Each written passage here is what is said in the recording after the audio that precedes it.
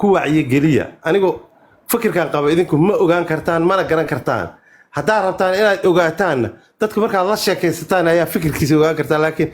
automatically hadda waaba isunteen waaba waxay igu sunteen nin qolyaha kale ka tirsan marka qolyaha kale laftirkooda ii sheega bal haddii dhaamaan ayaga xitaa amba ku biira bal ii fasira bal yaa ii fasira qolyaha kale aad ka sheekeynaysiin anaa kuu fasiraya waa qolka walaal oo wiilka bashka la dhaho habeen dhaweed layga tuuray oo aad sarnayd oo adiga iyo abwaanka aad namaagayseen magaciisii oo aboo maanaa ku maagay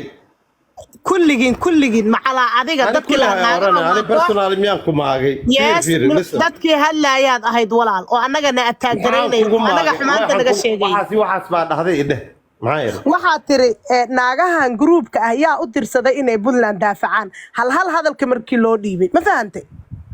soo waxa garatay ma way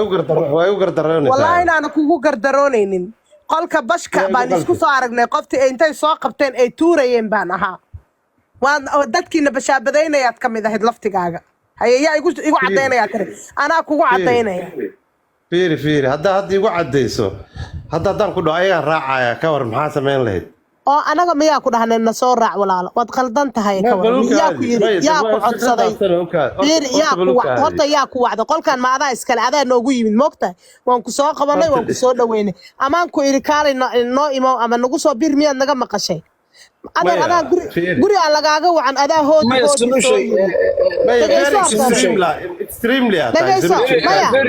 fiiri adaa gurigayga soo garaacay adaa qolkayga soo garaacay anna waan kaa furay suuq maxamed oo inaadeen macaanta dabka dhiga baayso qolyaha isciirsanaysaan horta abaayo sida ani hal eray leen ku dhihi karaa bes one word baan ku dhahay one word kulligiin hal one word baad indhahay hal eray keliya eraya